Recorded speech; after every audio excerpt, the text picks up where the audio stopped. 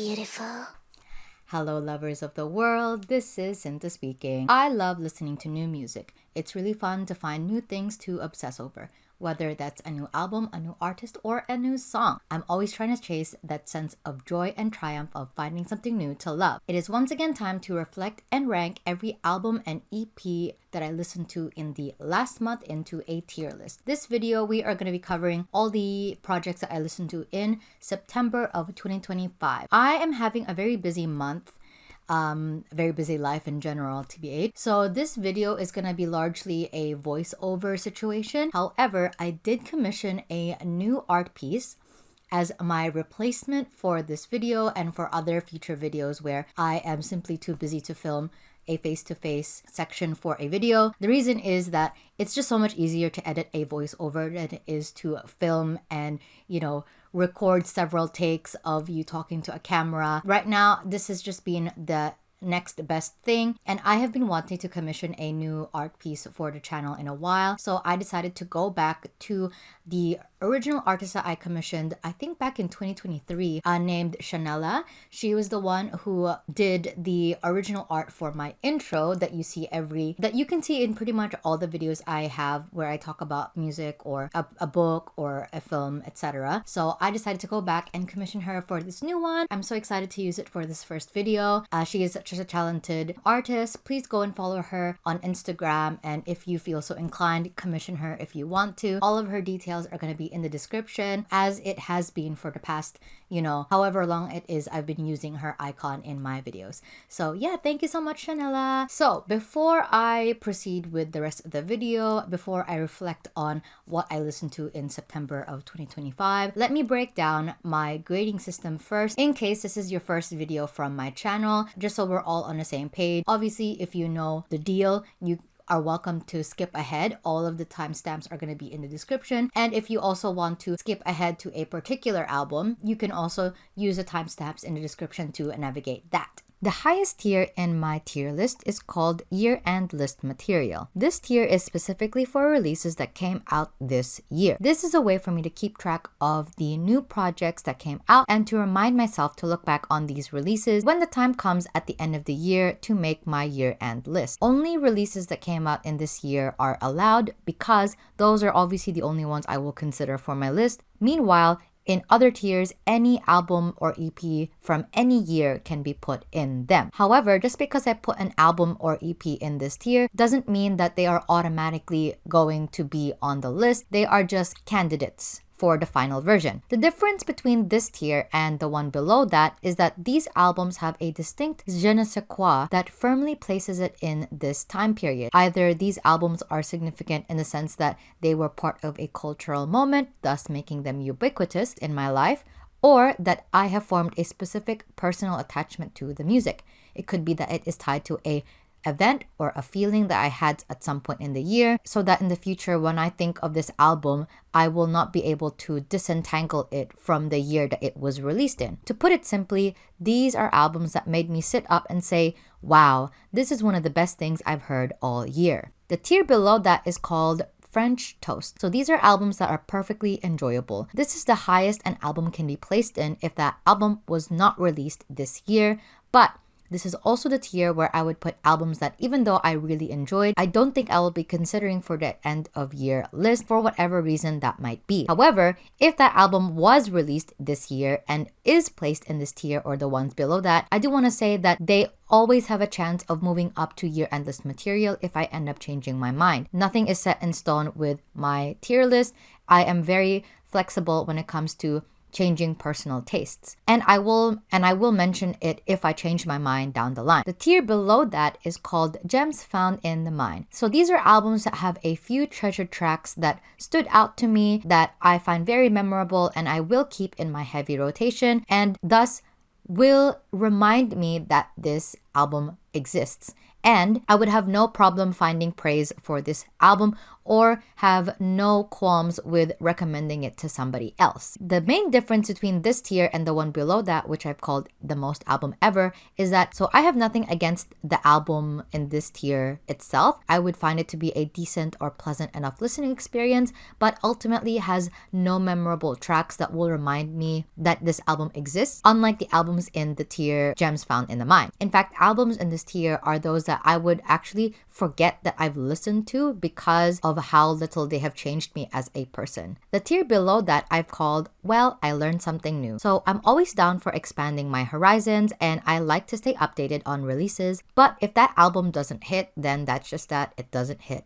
However, I am grateful to the album for teaching me something, whether that's something new about the album's genre or the album's artist, or even just about myself and how I felt about this new music. I really appreciate a learning experience that music can provide. The albums that I place in this tier are those that I feel have a level of effort and sincerity that I can very much recognize and respect, that I just can't say the same for the albums in the very last tier, the eggs you break for your French toast, which is a more positive way of saying that in your search for music that you can love, music that you can put in your French toast tier, you will just come across music that just doesn't resonate as much, and that is okay. It's a more positive way of saying that I really didn't like the music, but I at least gave it a shot. I always hesitate to call an album bad because I find when it comes to personal taste, all the things that you dislike about something are all the reasons why somebody else might love that same thing. However, something about this project would make me feel like it was a waste of time. Whether or not the person meant it in all sincerity or placed a lot of their heart and soul into it, the way I feel about the album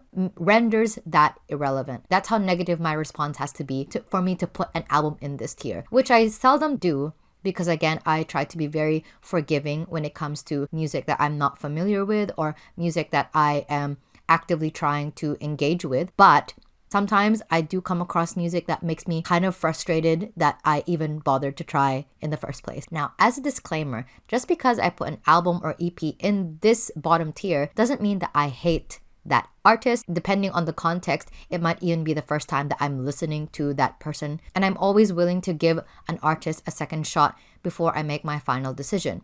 I am just grading this particular release. As you can see from the way that I've organized and structured my tier list, my reviewing style relies entirely on how I feel about an album. I don't have any musical theory background. I don't know anything about music writing or composition or production. If I know nothing else about music, I at least know how it makes me feel. But of course, I hope that I've made the tier list self-explanatory enough that you can still follow along without having to listen to my very in-depth description. But now that that's out of the way, let me share with you what I listened to recently. First, I listened to Man's Best Friend by Sabrina Carpenter. Sabrina Carpenter is one of the decade's current pop girlies. She has had an explosive year in 2024 with her 7th album, Short and Sweet, launching her into the heights of pop girldom in a way that she has not had before in her career. Man's Best Friend is her 8th studio album, released in 2025 and surprisingly released in the middle of her Short and Sweet world tour. The album cover of Man's Best Friend has launched 1,000 posts since it was dropped, coupled with this highly provocative title that was bound to cause heated discussions. I will make a video that is more dedicated to Man's Best Friend, but only because I had so many thoughts about this album that I couldn't just put it in this video because it would make the video too long, and it was also getting in the way of getting this video out because I kept adding more and editing it and taking stuff out that I decided I might as well just turn this into its own thing rather than prolonging this video for so long. So what I'll do in this video is I'll kind of list off some pros and cons right after the other, and I'll elaborate on each point when it comes time for that dedicated video in the future. So overall, I thought the album was fine. It's not amazing, but I don't think it's terrible either. I do understand where people are coming from when they say that this was a bit of a disappointment, or they wish that she had waited instead because this just didn't live up to the height of Short and Sweet. And I have a response to that thought, but again, in the future video. A pro of Man's Best Friend is its humor and irreverence, which is a very Sabrina Carpenter trademark thing. I still think it's very endearing and charming, and it retains what made Sabrina stand out and what made her special among the sea of other pop girls. A con that I would recognize from this album is that there's no particular story, unlike Short and Sweet, which did have a story, you know, this back and forth between Sabrina, Camila Cabello, and Shawn Mendes.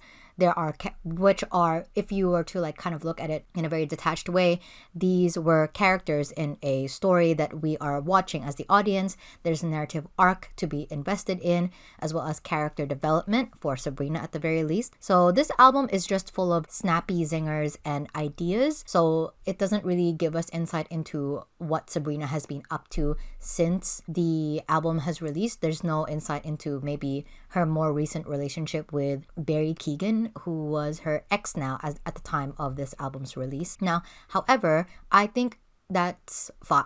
Like, Sabrina Carpenter has every right to basically do that. And, you know, she doesn't owe us a more like breakdown of what she's been up to.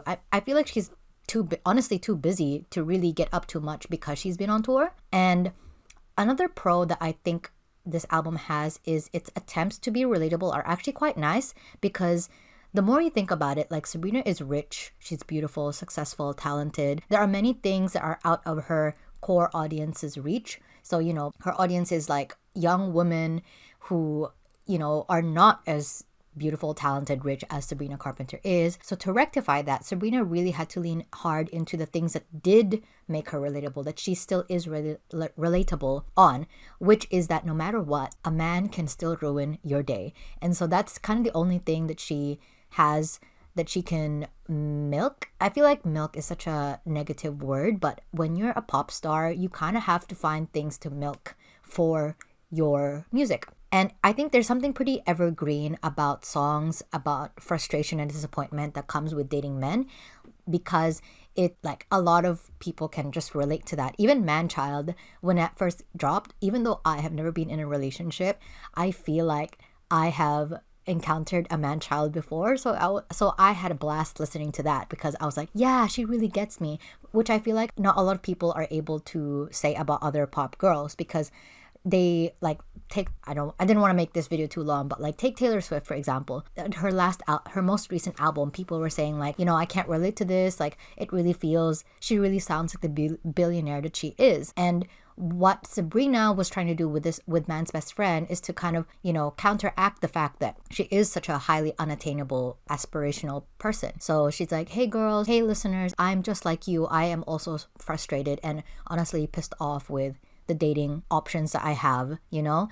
And it could go both ways, your response. Like, you could be like, dig you further into that pit of despair, like, oh my god, even a beautiful, talented, rich woman like Sabrina Carpenter can't find a man, like, or a soulmate. So what hope do I have as an average Joe, regular person to find love of my life? On the other hand, it's like, misery loves company. It makes you feel better that like, oh, okay, like, it's not just me that can't find a soulmate. Even somebody as beautiful and rich and talented like Sabrina Carpenter struggles to find that person. So it feels like it alleviates that burden or weight on your shoulders of finding someone to be in a relationship with. So I do think that there is something there. However, the con again of that album is that if romance is not the center or focus of your life, if you're not having dating problems or gripes with dating, then there's not much for you to be interested in the album for. So for example, I was really invested in this like love triangle she had with Shawn Mendes, Camila Cabello in Short and Sweet. So even though a lot of the songs were like heartbreak and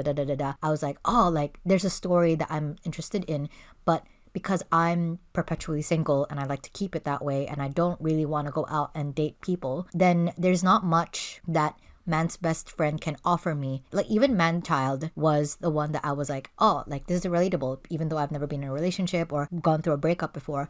But the replayability of the album, if you're not, you know, going through it like Sabrina is, can be a bit low. So if you're in a happy relationship, or if you're like me, or you don't center romance in your life, you're kind of like, what am I gonna go to Man's Best Friend for, you know? So that's kind of my off the top of my head opinions about Man's Best Friend that I will hopefully have the time time to dig deeper on in a future dedicated video. My favorite songs of the album is Sugar Talking, that's a personal favorite, and I also really find the track Don't Worry as an intriguing insight into how Carpenter sees herself and her role in her romances. So I'll be very excited to dive deeper into that when I have the time and space for it. But I kind of love that it's maybe the third to last track of the album. I don't know. I feel like I'm gonna have a good time kind of examining the way that the album is constructed for sure. But in terms of replayability and whether or not it struck a chord with me, I think I'm happy to put this in Gems Found in the Mind because so many of the songs are very, very, very catchy. Like Sabrina has gotten so amazing at writing really fun pop songs, but you know, not enough to keep me going to the album. I don't think of the album, like I don't reach for it as an album. I'll probably reach for, you know, my favorite tracks, but not for the album. The next album I listened to is Bad Timing by Bye Bye Badman. So Bye Bye Badman is a South Korean indie pop band, and fun fact, their name is actually a reference to a song by the Stone Roses. The band consists of Jung Bok-gil, Kwak Min-hyuk, Luli Lee, and Gu Rom. So this band released their debut album in 2011 and then they released another studio album in 2015. How I discovered them is through their incredible EP back in 2017 titled Wave or Noye Pado. Then the band went on a hiatus so the members could go and pursue other projects. The most notable of which is that the member Jung Bok-gil later joined the shoegaze supergroup TRPP as a member, and the Bye Bye Badman's bassist Luli Lee released her first solo studio album, Fade Away Like a Dream, in 2022. Now, in 2015, the band is back together for their third studio album, licensed under YG Plus of all places. I understand they had a bit of a tiff with their last company record label, basically reissuing another reprint of albums that they had made when they were still under that contract. But I remember they made an Instagram post saying that like, if you guys buy these re-releases, we as the members will not get any money out of it. So they were actually actively discouraging people from buying those albums. So hopefully with this new contract that they have with their whoever they're with right now is a better deal. But anyway, I'm kind of sad to say that I found this album a little bit disappointing because when I found out that they were coming back again, I was so excited because my relationship with their music is primarily about how I felt about that EP back in 2017, and I had actually never listened to their first studio albums, so which may be why my expectations for what this album was going to sound like is so different to what it eventually became. I especially also thought that now that I'm a lot more into shoegaze than when I had first discovered them, I just thought that this was gonna click for me because my tastes in shoegaze and indie rock has just refined so much more since then. And yet, for whatever reason it might be, this album just did not suit my personal tastes. The glimmers of what I liked about the band's old style are still there, definitely, but it is kind of buried underneath the layers of their, I guess, new style as the band has matured together as a group and separately as different members have expanded their personal style. Luli Lee and TRPP being, completely different musical projects with different directions. So I appreciate the growth and I love that they came back together, but this album just did not click with me. I really hope though that they have amassed a new audience with this new album, and I also hope that their previous fans who loved them for their previous work still found this album to be a really good album. Yeah, so I would still recommend this to people. I would say that this just was not towards my personal taste. So still, I'm gonna put this in Gems Found in the Mind. I would say my favorite songs from the album are Himo, TTL, and the title track Bad Time. And then I listened to Caroline 2 by Caroline. Caroline is a English band formed in London in 2017. Their debut self-titled album was released in 2022, which I went out of my way to listen to, and you guys can check out my thoughts on that in the previous What I Listened to Recently video. I discovered this band because they had collaborated with Caroline Polachek for this single, Tell Me I Never Knew That, which had piqued my interest by a lot. So my usual style is that if I want to, get to know a band, I would, and if a band released an album that I was keen on listening to, I would try to listen to as much of their catalog as I can. And this was easy because Caroline had only released that first album back in 2022. So I had gone and listened to that debut album and I was like, what the heck? I don't really understand it. I am glad I tried. And so even though I didn't really like that debut album, I still wanted to see what this the new album was going to sound like, especially if it had Caroline Polachek on it. So in my first listen of Caroline 2, I just did not like it at all. Actually, I felt deeply unsettled and found the listening experience this very stressful. I just don't really understand it. I kind of felt the similar feeling I had with Portishead when I listened to Dummy, where it was such a really intense and very real physiological reaction. I just felt really anxious. I felt like something bad was gonna happen. It was very strange. So I really had to push myself to finish this album. It was a real test of endurance, not because I thought it was a bad album, not because I thought it sucked, but something about the musical equation of the album just put my brain through such a very intense reaction. However, on my second listen a few weeks later, I think I understood it a little bit better, but it didn't click with me still. I don't think I felt that same anxiety as I did in the first listen, but in the second listen, I think I was like, okay, I understand what the band is going for, but their version of folk rock and post rock is just not really for me, but it definitely widened my understanding of the genres that they were going for. So I'm just gonna put this in the most album ever. As much as I really enjoyed their song with Caroline Polachek, it was not enough to tip it into a higher tier. However, I still really love that song. The most album ever it goes. And then I listened to Dinosaur Slayer by Luss. Luss, I'm not sure if I'm pronouncing it the right way, is a co-ed duo under XOXO Entertainment. They are both Thai. The duo consists of Pun, who is a female Thai singer and former member of another band named Jelly Rocket, and the other person of this duo is Ben, a Thai singer, producer, and music director. Luss debuted in November 19, 2018 with the English digital single Trippin'. According to online sources, they are actually dating, which is cute. I love a music power couple. So this is the duo's debut EP. I found out about them because I came across a live performance of the EP's main single Sticky on my For You page on Instagram Reels. And actually at first I thought Luss was one person. I thought she was just Pun. But actually if you look at the album cover, both of them are on it. It's just because that performance of Sticky, Luss is the only one performing. I couldn't really see Ben on stage with her. So this EP I thought was really interesting. It's very much, taking inspiration from K-pop and Western pop. There's some Ariana Grande inspo with songs like Sticky and Psychic, very R&B pop focused, whereas the other B-sides are quirkier and kookier, which I thought was kind of interesting. I think the EP is a good display of the pair's duality or their style. They've got these really slick, sleek pop songs, and on the other side they've got these very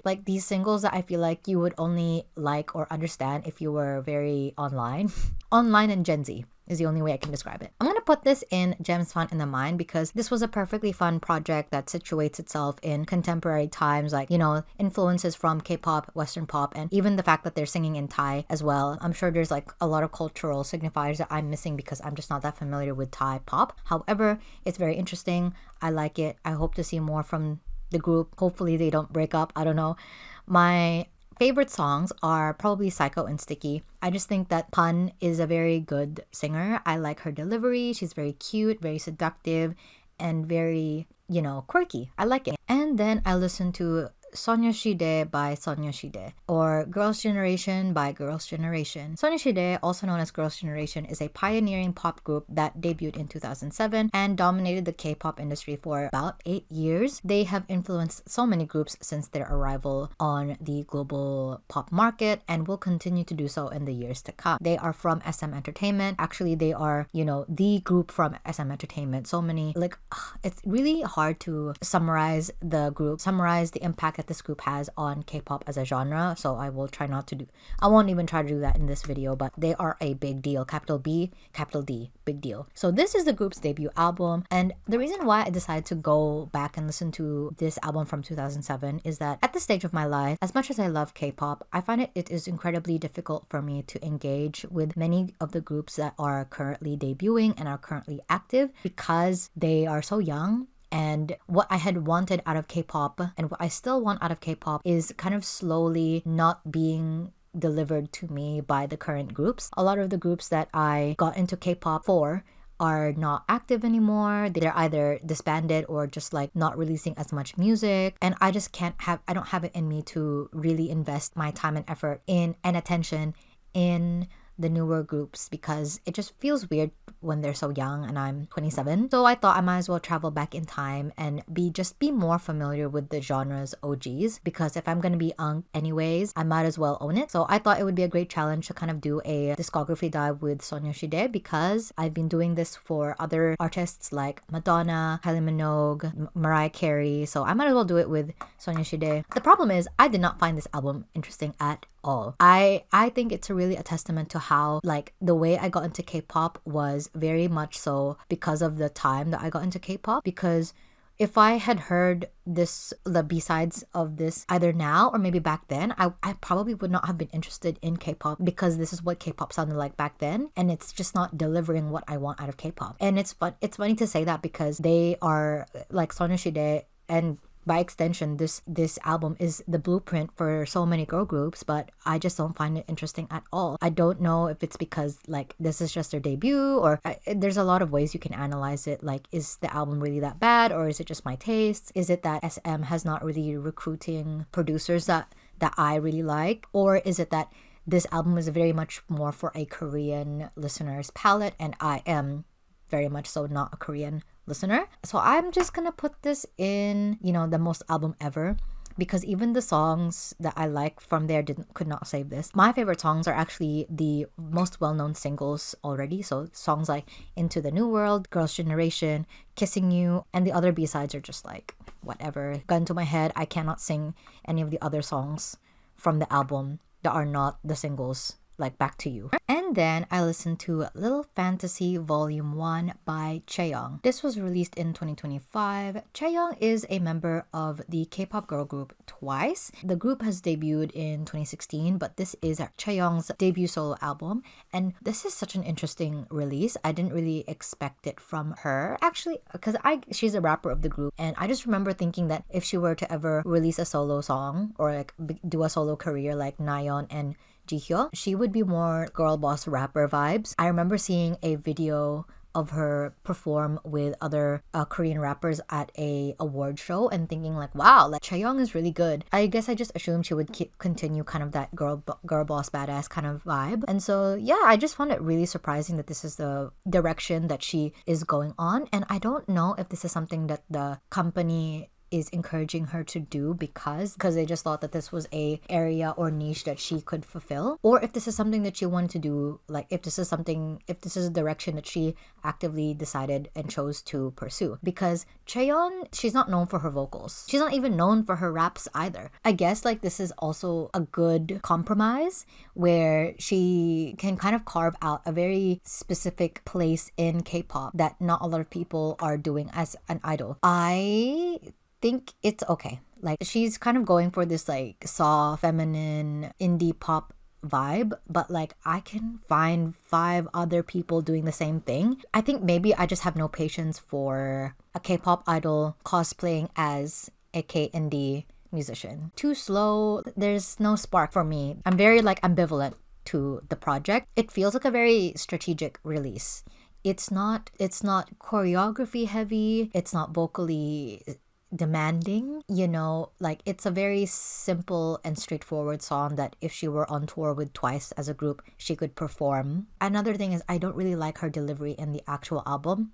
It's very monotone, feels flat to me in the sense that I don't feel anything. The song doesn't make me daydream. It doesn't make me want to escape or imagine different things as much as the album tries to make me do so. It's just there, like lo-fi beats to study to core. I'm actually going to put this in Gems Found in a Mind because, again, it's just a perfectly adequate project. All right, and the last album I listened to, Drown by Frances Anderson. This was released in 2025. Frances Anderson is the music artist name of Aubrey Anderson Emmons, who is an American actress, singer / musician. She's probably better known as the actress who played Lily in the comedy sitcom Modern Family. She is currently 18 years old. Oh my god, that's crazy. This is her debut EP, and I found it because she was promoting it on Instagram Reels. Honestly, I liked it a lot. Her voice is so interesting. sing. She has a very deep, crooning, melodic voice that I didn't expect from her, given that her face is so cherubic and kind of,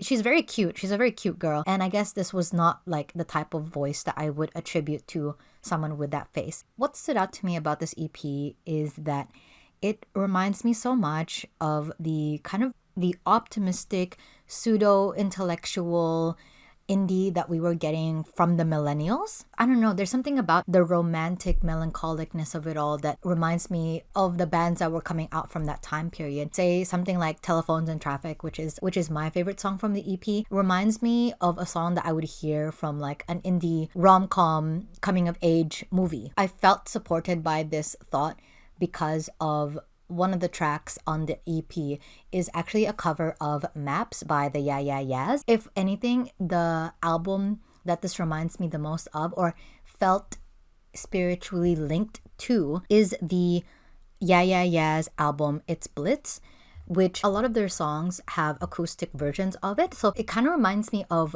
that vibe. And I wouldn't be surprised, given that she did a cover of Maps, that she felt inspired by, I'm not explaining myself very well, but that's kind of the links I was making when I was listening to the EP. It's high praise because to me, it feels very nostalgic, like a twee. Like it's very twee to me. I like it enough to put it in French toast.